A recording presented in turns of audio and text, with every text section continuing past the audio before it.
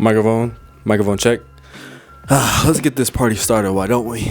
Yo, what is going on, everyone? For those who don't know me, my name is Drew. What it do? Hopefully you are having a fantastic day today. In today's video, it is actually a podcast. Welcome to season 2 of the Beyond the Garment podcast. It's been a little while since we've had a podcast on the channel. This is a video podcast, so if you're not accustomed to my channel, I post content about fashion, sneakers, art, and culture daily, weekly, essentially. And so let's get into who we have today as a guest. Today, you get to hear a conversation between Matt Halfhill, the founder and CEO of Nicekicks, one of the largest multimedia sneakers, sports, and content creation companies in the world. Matt talks about his journey growing up in Fresno. He talks about growing Nicekicks into the brand that it is today. And for anyone who's interested in sneakers, who's interested in fashion, or a fashion entrepreneur, or a creative entrepreneur, or if you just are interested in this kind of stuff, this is a podcast that I feel like you're getting a lot of value out of. Let's roll the tape. Comment the value you got out of listening to today's episode down in the comment section. I'm curious to know. 3, 2, 1. Today we have one of the major figureheads to both sneakers and sneaker culture in the modern era. Matt Halfhill founded the business Nicekicks in 2006, and ever since then has developed his business into the upper echelon of reputable sneakers, fashion, and culture. I'm so excited to kick off season 2 of the podcast with this man. Mr. Nicekicks himself is what I'm deeming him. Matt, how are you doing today, man? I am great. Thank you for that intro. I love the Mr. Nicekicks name. I'm going to keep roll with that in the future. Yeah, man. I was going to ask you before we started, do people ever call you Mr. Nicekicks? Because it literally just popped in my head. I don't know. I think some people have said it. I know a lot of people have said like Matt Nicekicks for a while. I think that was like my Facebook name initially. So that stuck for a while. Well, I like Mr. Nicekicks. It has a nice little ring to it. Maybe, we're in a new decade, 2020. Obviously, things have been a little bit crazy in the new decade, but I just deemed you your new nickname. I appreciate it. Actually, as you said it, it reminds me Greg Grovey, who was one of the first 4 employees at Nicekicks and now owner of Kickin' at ATX, a sneaker shop in Austin. Yeah. He actually created a MySpace name for us. No, it was either MySpace or Facebook, and he named it as Mr. Nicekicks. First name Mr., last name Nicekicks. So sweet that stuff, just man. popped in my head just now. Sweet stuff. So it's already taken. Yeah. Well, Matt, I'm super excited to have you on the podcast. For those who don't know who you are, can you give us a little bit of a background? What is your background? Where are you from? And what was it like for you growing up as a kid? Yeah, for sure. So my name is Matt Halfhill. I was born and primarily raised in Fresno, California, where I lived for the first 15 years of my life. Okay. But I also spent time during my high school years in the Caribbean, in Grenada, in the West Indies. And then I high school BC. Wow. So I went for my 4 years of school. I did across 3 countries. Jeez. Yeah. So that was that had a major impact on me, and a major impact on Nicekicks, or what would future inspire Nicekicks. Become Nicekicks, yeah. Yeah. So my background was I was I don't know, my growing up I wasn't too into shoes until middle school time. Yeah. I primarily lived on a $50 limit for shoes, a couple times a year. Yeah. I even remember a few times I had to buy shoes a whole size or a size and a half large because you got to make those things last. Yeah, totally. So big shoe, nice shoes was not a thing for me growing up. I distinctly remember the Reebok Answer ones was the first pair of shoes I ever got from a mall. Wow. And that came at the end of 8th grade. And that was the first shoe I just absolutely had to have. Wow. So were you a big fan of Allen Iverson then? I was a fan of Allen. I definitely was a fan of AI. I was a fan of actually the non-Jordan shoes of that time. Yeah. Everybody would love Jordan. Of course, as a kid in the 90s, I loved Michael Jordan as well, but 150 was just not a possibility. Consideration. Yeah, this is come on now. Yeah. Really. So but the Adidas KB8 was $100. Mm, And I was able to get these Answer ones for 85. So I was mm. able to use my salesmanship to get that shoe at that time. And I even think, yeah, I was in ninth grade. I got my second signature shoe, the KB8 2, Wow. for $50 at Just for Feet. So yeah, like big, like expensive shoes was just not a thing for me growing up. I love how the fact that you were able to, find the shoes that you wanted for great prices from an early age, from a starting point. Because a lot of times, and obviously the culture has changed a ton nowadays, but the ability to find good sneakers at a deal is always some of the most exciting kind of things that you can go through, right? It doesn't stop at sneakers for me. I mean, this mouse I paid $10 for at Goodwill yesterday. It's an $80 mouse. The big 24-inch monitor behind me that sells for $300, I paid $65 at Goodwill. The brush guard I just bought for my truck, I paid $150 for. That's $800 new. And the mid-century modern table, my girlfriend and I bought for $175, and it came with 6 chairs. So the deal hunting does not start and end with sneakers. Jeez. Yeah, so it's a whole full blown, I mean, beyond personality trait, it's kind of in your marrow a little bit. Yeah. Yeah, it's just who you are, which is actually really cool. Yeah, it's just who I am. It's just who I am. Totally. Let's peel back the onion a little bit on kind of your upbringing a little bit more. This is actually really interesting. So you kind of have 3 different locations that you grew up in and experienced. I can't remember all 3 of them, but let's start at the beginning. Talk to me about what it was like being a kid, and growing up, and things that you did. Were you into sports? Did you have siblings? Those kind of things. So I have one younger brother, Mark, who him and I were both really active into the shoe forums back in the day. Yeah. But growing up, it was cool because we were only a year and a half apart in age. So we were on the same sports teams like every other year. They do groupings like every under 8, under 10, under 12. So like every other year we're on the same team, which was really awesome. I definitely was into sports. I loved soccer as a kid. I loved baseball as a kid. Yeah. And I also played water polo in high school. So those were my primary sports. Growing up in Fresno at the time, it was, it still is a smaller town. There were not a lot of things growing up in Fresno at that time. We had just barely crossed maybe 250,000 or 300,000 people population. So there weren't a lot of things there. But Jerry Tarkanian coming to Fresno State was a huge deal because it really brought, like, the football team had been making a lot of noise, but when Jerry Tarkanian came, that put the basketball program on the national map. Just totally. Overnight. So it was cool already, so there were like 2 sports, and then also too, the baseball team went to the College World Series in 92. Softball team won it all in 98. So it was really a great time to be living in Fresno and a fan of Fresno State sports. Both my parents were professors at Fresno State. So I was, the joke I say is like, I was breastfed in the parking lot, like literally I was always there. I grew up at that campus in so many ways. And it really was a really big part of my upbringing. Right. Totally. I love it, man. And I love the fact that you have that kind of history there too, in the way in which, because not a lot of people can say that they live through something special within their city. And I know for me, like, we've had some things. Obviously, the World Series was just here in Denver, and so we've had some really special athletes come across, our courts, fields, et cetera, et cetera. But it's always really fun to be in that moment when you have really special talent in a city from an athletic standpoint, right? I mean, we're not even talking about sneakers. It's just fun. You know what I mean? Especially when, if you live in the UK or in your team, obviously soccer and all the different sports venues, all the things that are going on. It's really amazing to have special talent from an athletic entertainment standpoint. So that's super cool. Yeah, for sure. talk to me a little bit about what's the beginning story of nicekicks. This is So meat and yeah. potatoes. I'm super excited about this. No problem. Yeah, so I really started my first job kind of led into nicekicks. So my first job was working at Athletes World, which was a mall-based retail chain in Canada.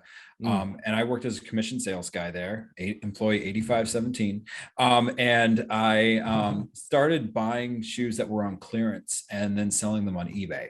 And it all came about because I'd done that with like musical instruments. My boss had heard about it, asked if I could start buying and selling his clearance items. I'm like, sure, I'll give it a try. Yeah. I did quite well. So I wanted to transition over to a website off of eBay.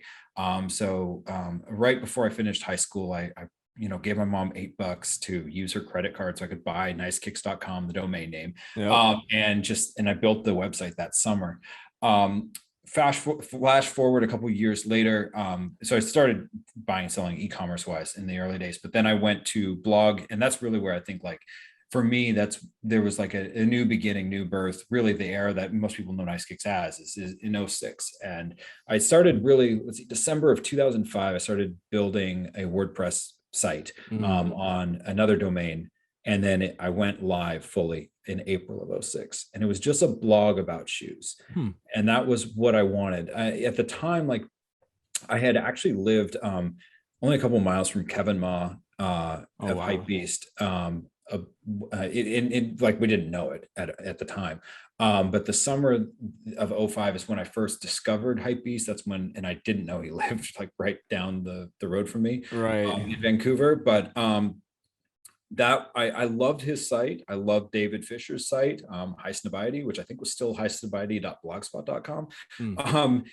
But I wanted to do something that was just sneakers. I didn't really want to go into streetwear. Like that wasn't my thing. But I wanted to go deeper into storytelling around the shoes that were, of interest to people, not just into the hype scene.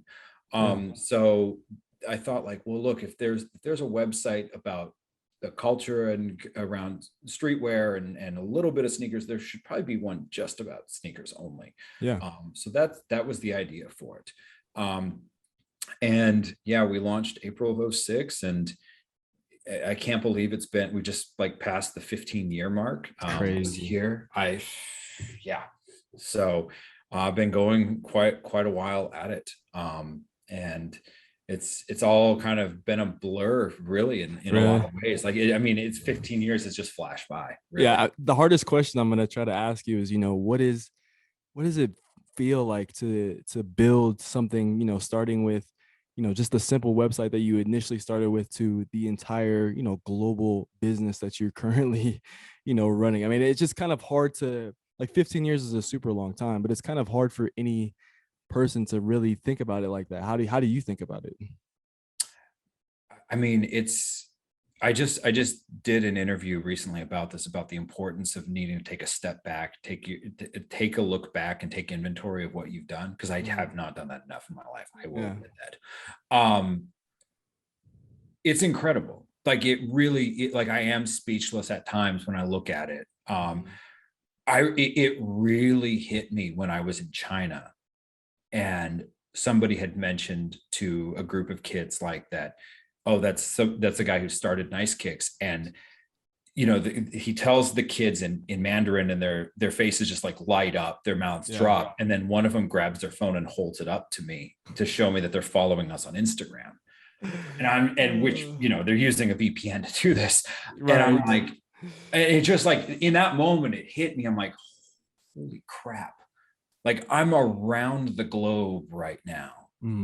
And kids on the street just boom, hold up their phone. Like, yeah, I follow you. I mean, you guys have 4.3 million on Instagram. That is a country's worth of people to be, you know what I'm saying? Yeah, no, I mean, it is wild. It is wild. And the thing that's sometimes the numbers, it's hard to imagine because I don't know, like I've been so often, we're so busy with what we do. I'm looking at the 4.3 million and I'm thinking to myself, like, that's awesome. But only 1.5 million have engaged with us in the past 7 days. How do I get that to 1.8? Right. Like right. it's so easy to get just stuck in this and then not think to myself, like, wait a second. Yeah. 1.5 million people is greater than the entire metro area of Austin. Yeah, exactly. And it's like, yeah. So it's so easy to sometimes forget the magnitude of the reach of nicekicks, for sure. Definitely. And I think, I'll even give you a personal kind of story for me. Matt, I grew up playing basketball, and I tell the story often on the podcast. And so sneakers, and kind of like how you like the answers, I was into Kobe's and LeBron's and 2010s and things like that, right? Those are super, super like golden era of yeah, exactly. Growing up in the golden era, love those kind of shoes. And then as I've kind of developed and gone through college, high school, you kind of look for just different media sources, media outlets to help you navigate, because there's a billion and one sneaker drops, it seems like, all the time, right? And so, Nicekicks has always been kind of a really nice North Star, which is, it's kind of full circle in an interesting way. A really nice North Star for me, someone who's always had an affinity for sneakers. Some of the collaborations you guys have done and some of the footwear that you guys have had is it's just, I sometimes have to pinch myself because I'm talking to Mr. Nicekicks right now, but it's really, really cool to hear you talk about just how, even for yourself, like, you can't believe it. Like, you're a human being, you go through the same emotions that anyone would go through, like, who's built a huge business over the course of the last 15 years. It just is really, really cool. I appreciate that. I mean, I'm no different from any other consumer. Like, at the end of the day, I'm just a guy who started a website about shoes. I like shoes just like everybody else. I buy shoes like everybody else. And I don't think I'll ever let that go. I really do. I really actually just, I don't really want the special privileges or things that could come with it, because I don't want to ever lose touch of who I am or what my place is in this. Because at the end of the day, I'm only doing this because I really liked shoes and I liked the community I got to meet because of it. And if all of a sudden I start to try to use what I've done or my team has done to put me in a position different than how I entered, that I feel like is the moment when I will lose touch with what I love so much and what I enjoy so much about what I do. So totally. That makes a lot of sense. Look, I really want to ask you a couple of questions. There's someone who's listening to this podcast. I already know someone's listening to this podcast right now who maybe has a similar aspiration as what you've been able to do. Obviously, you didn't do it by yourself. No one does it by themselves. All the things that even I've been able to do with this podcast, I've had great people around me, the ability to just be creative and navigate through the world. Like, you have to have great people around you. Talk to me a little bit about the team building aspect of Nicekicks, finding good people, because without good people, it doesn't really scale to the level of where it needs to be. Correct? Or how would you discuss this? I absolutely. I think through time, like, nobody who's had 15 years of experience or 15-year journey is going to be batting 1,000. I've had just as many mistakes as I've had wins, and the best thing you can do is learn from them and analyze what went wrong or what could have been done differently. But one thing that I actually was just speaking with Gabe Ocean on my team about today was the importance of finding people who just have the raw passion, because hiring and building a team solely around skills and ability, that might help a team when you're on the bubble and you need to get in the playoffs, but that's not going to necessarily be something you can build a franchise around. Getting the skill and the talent and the missing piece that can manifest itself in the way it performs is a very short-term gain for a business. Right. The key to building out a franchise and the key to building out an organization is aligning on principles, and passion is something that's extremely important, because skills and abilities can be developed. Passion can't. You either have it or you don't. Truly. And you can develop that passion, but you're going to develop that passion on your own through your own self-development outside. Truly. And so for us, I really, really look for who's aligning with us on principle and who's aligning with us on passion, because those two things are very unlikely to shift too much. Yeah. So that's what I think I've found through the years. Totally. I love that. And I think that for any young, creative business creator, entrepreneur, I think that's a great point. You have to be able to navigate, who really wants to be here and who's doing it for maybe some vanity purposes, or who wants to do it for just monetary purposes. And I think there's nothing wrong. You can do things for monetary purposes. Everyone does things for monetary purposes from time to time.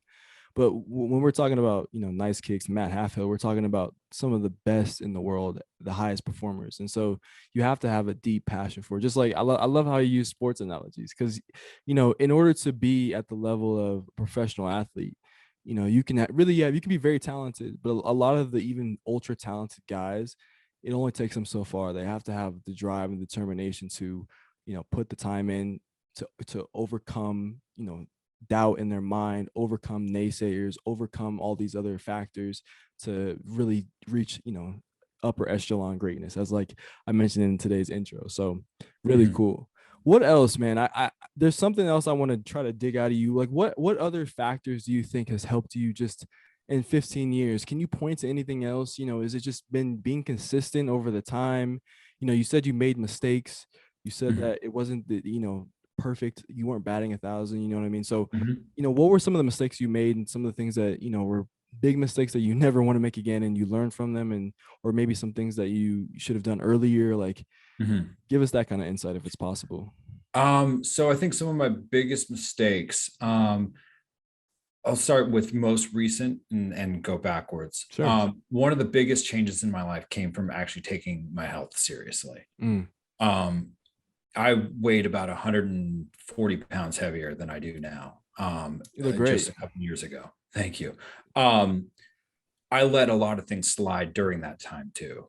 And I think getting healthy and that the process of living in health, it's not about the result. It really is about the process that you just fall in love with and you live with. That brings about a lot of things for a business owner that they might not see, like the idea of prioritizing and making sure that your nutrition and what you put in your body is such a priority of things, like and having non-negotiables, like I'm not going to do this if it risks this workout, or I'm not going to do this call at this time if it means this, or I'm not going to spring for that thing. I'm drinking water instead. Like you actually learn to be more direct and deliberate about a lot of things in life. And then you'll start, as you develop that habit with your diet and your activity level and your outside activities, being that deliberate and direct works really well with business and with relationships. So I think that was like the biggest change. And I'd say that was a big fail of mine, was not taking care of my health for so many years.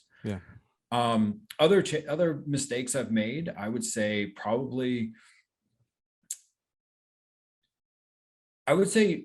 putting too much trust in others that they're going to see the long-term benefit of a relationship and see the full potential, and not think about it as though people are going to do what is within their line of priorities. Right. I think that I've had some business arrangements where people did what they were going to do, and they weren't doing anything wrong. They were just doing things according to what was a priority for them.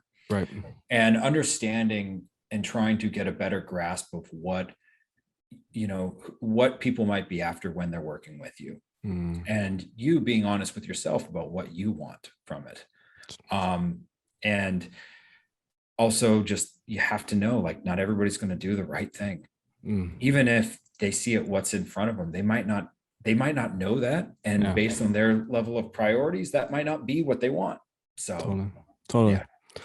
Yeah, I love that. And I think all of us just have to continue to persist as well. Like even because there's going to be times when things just F up, things are not going to go according to plan 100% of the time. And so you have to be able to adapt, and you have to be able to bounce back. You know, as tough as it is, it's easier said than done, right? I mean, we talking about it, it makes it quite easy, but you got to be able to kind of make adjustments to different people's personalities and what they do. Yeah, and you have to be ready to pivot. I Yeah. don't think people, a lot of people don't realize the number of different, streams of revenue we've had as a company in 15 years. Yeah. I mean, it is unbelievable the numbers of ways we have generated revenue as a company. I mean, when we started, it was what Google ads, people clicking on banners. That was how we started. That grew into having that plus a, supplemental of like affiliate campaigns, and then having banner media sold by Complex, having banner media sold by another group named Woven Digital, now known as Uprocks, having banner media represented and socials sold by Hypebeast, to going independent and selling it directly ourselves. Yep. Working with brands and retailers where we kind of work as a creative agency, creating stuff for them. Like, I mean,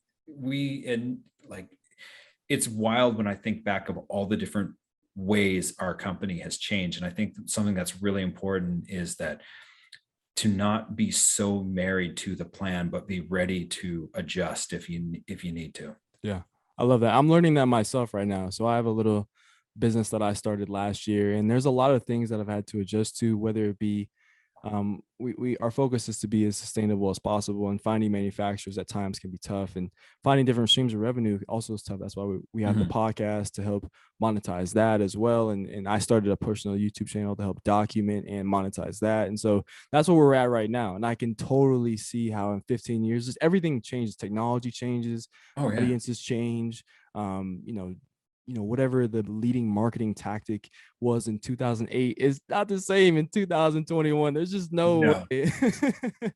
So, and so you have to take those things into account when they come up, right? Obviously, you have to be able to make adjustments in real time, right? We can't predict. I mean, maybe Matt Halfhill will be doing a VR and everybody else is in the audience, like a VR podcast. Everyone's just sitting in on the auditorium. You never know. But if that comes, you have to be able to kind of, tuck your ego and your pride and maybe a little bit of fear away and do it. You know what I'm saying? So yeah, it really is. And I think that mentality we had as a group really paid off for us during the pandemic.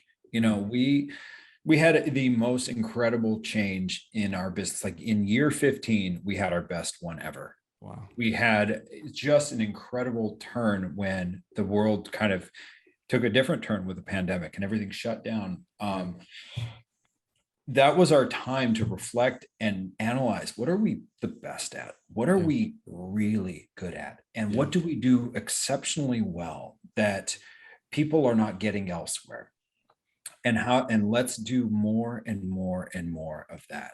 So rather than being a business where we had our hands in, so many different things where we were doing a 70% job, it's like, well, what can we do 100% at? Start with those.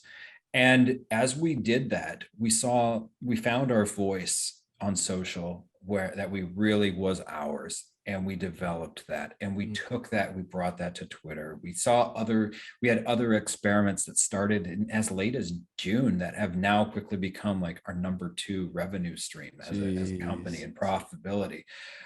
So like being ready to make change was extremely important for us last year. I love that. Yeah. So I think it's always good to kind of never be so married in tunnel vision to one thing or two things. Be open to making shifts. Totally. One of the questions I want to ask you, Matt, as well, is about some of the noteworthy collaborations. Like I said, I'm pretty much into sneakers, and I love sneakers, whether it be from, right now I'm currently in love with a lot of what New Balance is doing. I've loved what Adidas has done in the past with, the Ultra Boost. I know you guys had a Woodstock Ultra Boost collaboration. How do things like that come about? Because that is really, really fun, in my opinion, like to see from the outside and see those kind of projects come to life. Being someone who's kind of hopefully internally, helping facilitate those kind of partnerships, what is it like being a part of those teams and making some of those decisions? So the collaborations, I'm glad you had a question about that. So early on, like I think one of my ultimate dreams was to do a collaboration when I first started. I in fact was rejected on my first collaboration proposal. It was with Greedy Genius on Phantom in December of '06. I got turned down by them on a collaboration, but I didn't give up. It was only a couple years later, I think early '08 or late '07. Ronnie and I had developed a relationship. Ronnie Feig had developed a relationship actually dating back to December '06. That's when I first met him. And we did a Gel Light 3. That was our first project. And when I worked on that project, I absolutely fell in love with collaborations like I never thought imaginable. And so I wanted to do more of them. I really did. But even still at that time, this is still '08, like brands still did not take a blog seriously at all. They just didn't know what social or like what media was in the digital space. Like if you weren't a print publication, didn't have a TV show or a radio program, you weren't real to them. It wasn't until I actually opened the retail store that some brands were like, oh, so this website really is a big deal. Like it actually is a thing. And it's like, oh, wow, I had to open a 1,000 square foot store in a third tier market for you to believe what I was saying about web being real. Okay. All right. So that was kind of funny, but like one of the reasons I wanted to open that retail store is I knew that was going to be required to be able to do collaborations. Yep. That's what I've heard. Yep. So that was one of the big, like in the pro and con list, why I want to go offline. That was a big reason why. We had the second collaboration we did with ASICS was with Ronnie and David, and he went through David Z at the time. It was right before he moved to Kith, or he opened Kith. Third, I'm trying to think what our third one was, but we had right after we opened, we had that one. We had let's see, we did our first Adidas collaboration, which was the Campus 80, where we did a Longhorn cattle inspired a Campus 80 with like super long suede. Suede. We had branding irons where we could brand the shoe like however you wanted. Oh wow. Actually, Greg Grovey, I mentioned him earlier. Him and I like branded every single pair. That's love. Yeah. So like when you came to the shop, you got to and you came and bought them in person. Like the only way you could get a branded pair is if you bought them in the store. Yeah, that's so cool. So we had, and I actually just tossed those branding irons like couple months ago. I had them, I had held on to them forever. But yeah, we branded them and we had 3 different branding irons. You got to choose where they were placed and how we would brand them. And we did, let's see, our first New Balance 1500 was shortly thereafter. We had Vans Dual Pack, which was the Era and Skate High. Classics. Yeah, 574 My Oh My's. It was like a Mariners colorway. And then 1600 New Balance Grand Ans, which was the color of that was inspired by my time in Grenada. So cool. Yeah. So we had a few projects there, and it was fun working with the brands on all those. Oh man, I can only imagine probably another like pinch me moment, all those collaborations, right? Or was it just like, oh, I'm ready to get to work. Let's get this done. Let's do the best we possibly can. So I look back at it, and I actually went through my email box from my different brand reps, and I probably got some of them were probably really annoyed with me because I didn't want to just do a collaboration for the sake of doing one. I didn't just want to push stuff out. There's that line from Toy Story 2, I believe it is, and he's like, the guy says you can't rush art. And this is when he's like fixing up Woody, and that's how I felt about collaborations. You can't just put them on a schedule and make them happen. Unless it's just going to be like some whatever story. And so like every single one was very intentional that we did. There had to be a reason we were doing it. So the New Balance 1600 was really like the last one I worked on end to end. I picked out every single material panel for that color, everything. Even went down to Grenada to do the photo shoot, as well as debut the shoe. I went onto the national news like morning show to debut the shoe in Grenada. All of this without New Balance's approval, by the way. I'm doing this, so that was that. But I do miss doing the collaborations. So not long, like a couple of months after the release of the 1600, we'd actually sold the retail side of the business to another group, and with that sale, that was kind of the end of me doing projects directly on with that, but I've been working on other things, and there have been a few of my pieces that have come out. They don't have my name on them, people don't know. I just kind of felt that way. So but yeah, that was my last project that was a nicekicks branded collaboration. Very cool. Do you have anything in the works, maybe with footwear again, or is it mostly clothing focused, or what are some of the things that there are things out there, are things coming, they just don't have my name on them. Fair enough. Cool. Yeah. Cool. Talk to me. That's a perfect segue, actually. But talk to me about some of the brands, whether it be footwear or sneakers. Talk to me about some of the things that you're kind of like consuming and that you're into right now. I mean, so health and fitness is an extremely big part of my life now. So I have, I think the Nike Metcon line has become something I wear almost every single day, because that's my gym shoe, period. Other things that I'm really into is outdoor stuff. I just came back from Colorado, was just in Denver back weekends. So girlfriend and I went up to Keystone 2 weeks ago. My brother has a place up there, so we were up in Keystone, and then I took my kids last weekend up there, and again we of course went to Keystone. They're not as big as on hiking as my girlfriend and I are, but I really love being outdoors. We talk so often, or this business, footwear and sports, they celebrate the like once in a generation type of athletes so much. And I look as I hike around these mountain places, these scapes, and I'm like, these mountains are once in like a couple million years athletes, if you want to get right down to it. It takes millions of years for these athletes for these mountains to come by. I think conquering some of these is just as much of a thing as somebody who can do a really good dunk. Yeah, totally. So, I most people don't know this, but I've done a couple 14ers here in Colorado. Like spending time in nature, I'm in absolute awe. Yeah. I'm sorry. Sorry, my internet. Yeah, sorry. It just told me my internet connection is unstable. All right, there, we're back. 3. Cool. I was just saying that I actually hiked a few 14ers. I don't know. Have you done a 14er in Colorado yet or no? I have, but it doesn't really count. It's Mount Evans. That does not count. You drive all the way up there and then you just walk out the door. No. So to my defense, we did go, let's see, the tunnel was like super shut down on the weekend. So we took Highway 6, and I'm trying to remember the name, Loveland Pass.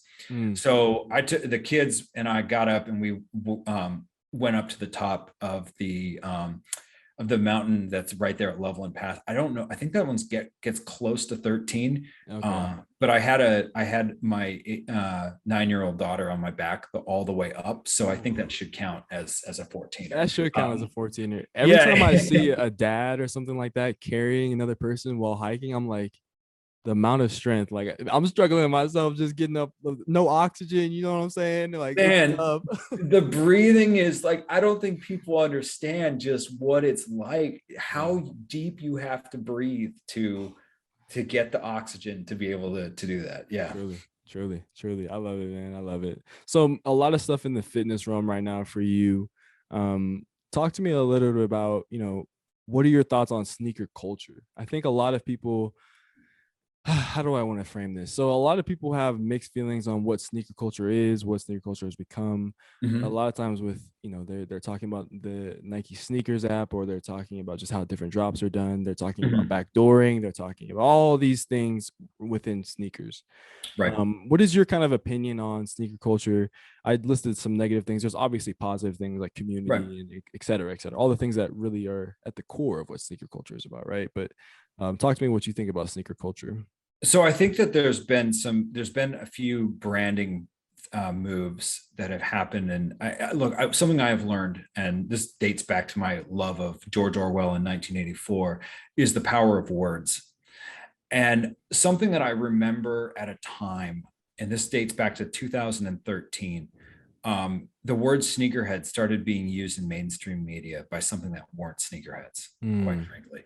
I remember the opening line, and I love this guy, great friend, Darren Ravel, but his opening line he had on a piece, he said, this person, like whatever his name is, a sneakerhead, and it follows him around, and it introduced in a big way to the mainstream what a sneakerhead was.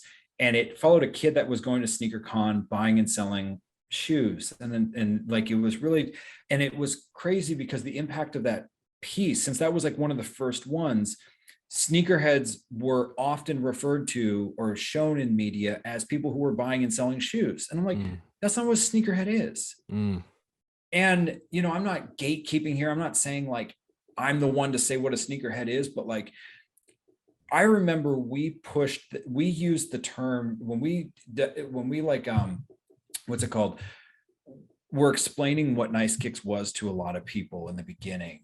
There was a term that was used before called a shoe collector. And we did not want to go down that road.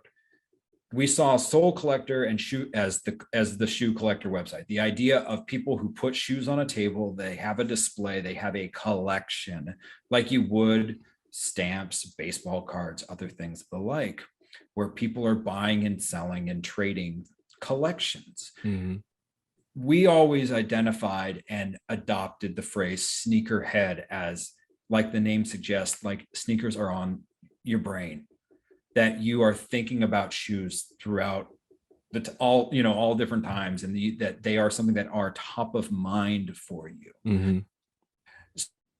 So when I think that there was a lot that happened there in the mid 2000s, when there was this big rise of buying and selling shoes, and people saw like, oh, there's money to be made in this, and they were referring to the group as sneakerheads. I think it started to change the narrative of what the community thought they were supposed to be, or what it was all about. Too much of things right now, there's way too much emphasis on the buying and selling in the secondary market and the resale of shoes.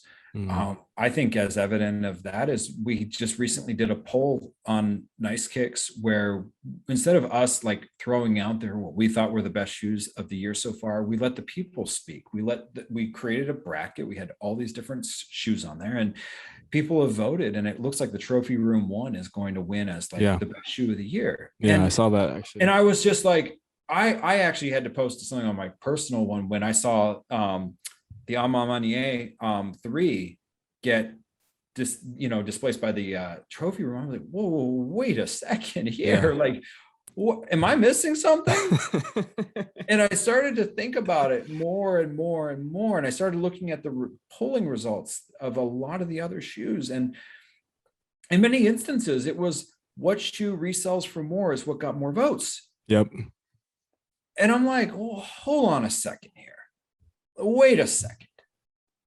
I can't think of a Jordan shoe or a collab project that has had a better story than that Jordan 3. I cannot think of one in recent times.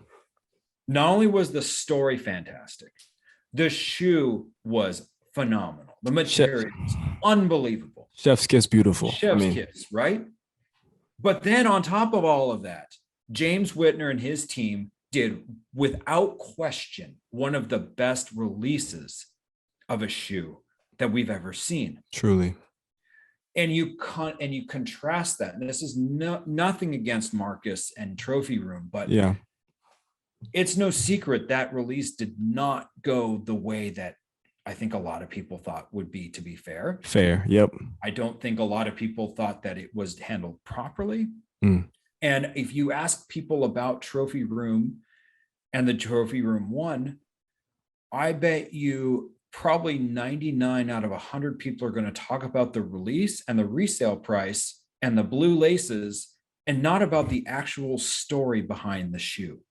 So if everything else that happened with that release drowns out the actual story behind the product, that tells me like there's something amiss here. And for that to just, to dethrone the Amon Manier Jordan 3, man, yeah, that was a frustrating one to see. That's a really good point. You paint a good story, right? Because those two sneakers, are two sneakers that have a lot of attention around them. And for those people who obviously, like Matt said, we're not telling you that you shouldn't like the trophy rooms, or you should like one or the other, right? But you have to take a step back and kind of just look at it for all of the elements of culture of sneakers, right? Yeah, sneakers, for me at least, I'll tell you guys what I think makes something a fantastic release, as well as Matt hit it on the head. It has to have great storytelling. It has to, right? It has to be meaningful in some way. Like, it can't just be fugazi or come out of nothing. Not the brand Fugazi, because that's shout out to Fugazi. It can't just come out of nothing, essentially, right? So it has to have great storytelling. I, for one, appreciate the art that's involved in sneakers. It's very, like, for me, like, it's so beautiful. Like, to me, like, if I could sit and look at a picture of the Mona Lisa, or look at the Amon Manier threes in a room, I'd be looking at the Amon Maniers for a longer time, inspecting the materials, looking at the shoe, doing all these things, because that to me is like, I love that. And it goes further than that, because it's about the smell and all the different things that are involved with sneakers, right? So that to me is much more important than the resale price. And honestly, for me, I'll just speak candidly, it kind of turns me off a little bit when something has so much hype around it, when it has so much attention, to where kids and people only want it because it's recognizable. I mean, it kind of, and I don't want to say it takes away, but in a way, it takes away a little bit the art and the storytelling, like you're mentioning. When it's all about the resale price, when it's all about the cultural clout, essentially, right? I agree. I mean, it sucks, but like the high resale price is becoming new monogram on a shoe. Really. Yeah. It says, it screams luxury. It screams, I paid $1,000 for this. And that is similar to what an LV print once did. Yeah, totally. And people are buying it to show to people that they spent that on it. And for me, I'm just not excited by that. For me, it's the story. Like that's really like how, that's why I do what I do, is because of the story. And so I'm going to be biased towards story. If the shoe doesn't have a story to it, I'm not going to be excited about it. Yeah. And that doesn't matter if lifestyle, performance, signature, if there's not really a compelling story, I'm like, why? Truly. So yeah, let's talk a little bit about your kind of personal involvement within Instagram. One of the things that I feel like I've noticed, and I could be totally off by this, but you're pretty well connected with some different individuals and what I like to call like the Fitpic community. Do you know about Fitpics and these kind of things, or? No. What do you know? No. Okay, cool. So what I mean by that is, I see, I follow you on Instagram, and there's some cool people that you're connected with that I'm also connected with.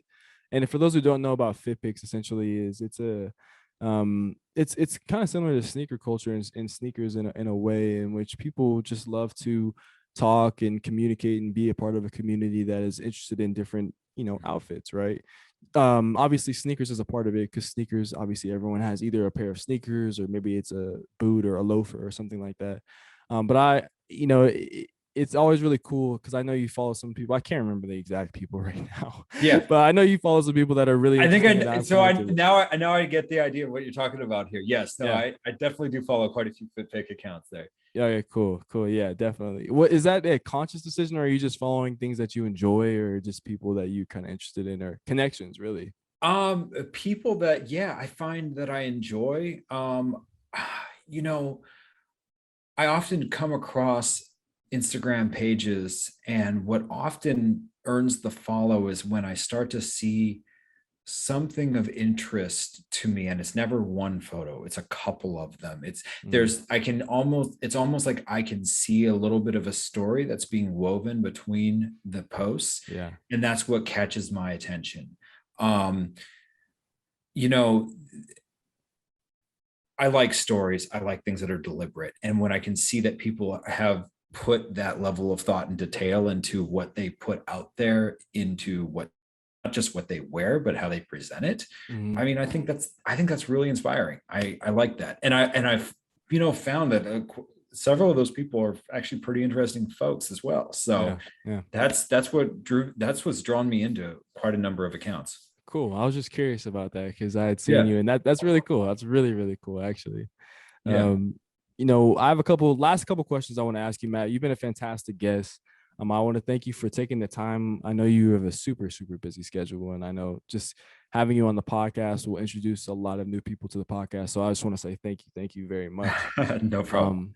And so, what is one thing that someone would have never known about you if they hadn't tuned into this podcast? Ooh, something wouldn't know about me. Yep. You know what? I don't think I've ever put this anywhere, so this will be your exclusive.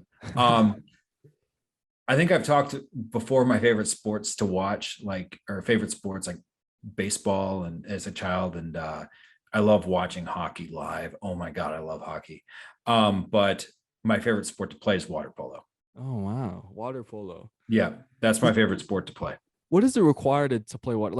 How much skill level? Because I have no experience in water polo. I've swam and did things like that when I was a kid and whatnot, competitively. But water polo, I've seen it at my university, but how do you get involved with water polo? What is the starting point? Man, first thing is to get in touch with one of the clubs there, and go out to a practice and get ready to be humbled. It is crazy sport. I wasn't a swimmer before water polo. In fact, I had to learn. There's a funny story about my my high school coach. They needed players for my team, and I went down.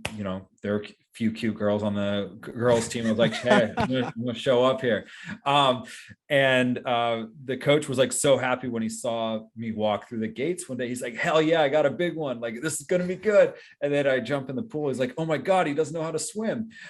So I had to learn how to swim for my first season of water polo through that. But it's something about it. It's primarily a vertical game.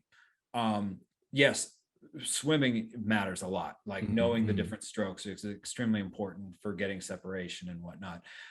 But it's 75% vertical. So it's really much more of a leg and core game than it is a, swimming, traditional swimming, which is primarily, upper body and core. Yeah. So.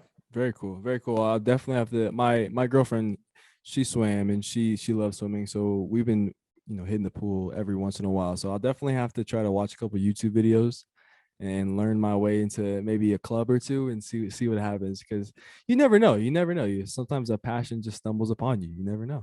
Hey, absolutely. Sure does. Hey man. So the last question I want to ask you before we, ask about social media and stuff like that.